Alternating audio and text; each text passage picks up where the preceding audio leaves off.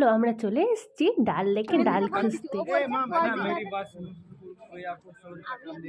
আমিও তো ওই জন্য सबका नहीं, ये सीनियर सिटीजन है, इसको हम তো পরিয়ে দিবে জ্যাকেট খালি খোল দো বাস।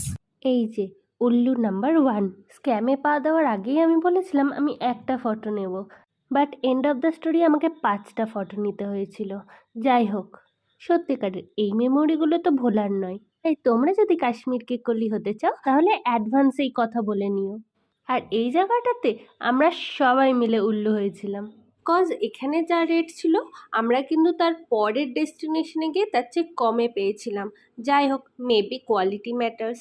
এরপর আমরা যখন ফিরছিলাম তখন বৃষ্টি পড়তে লেগেছিল, but beauty of the Dal Lake is insane and the rain enhances the beauty more. So দেখা হচ্ছে পরের ভিডিও।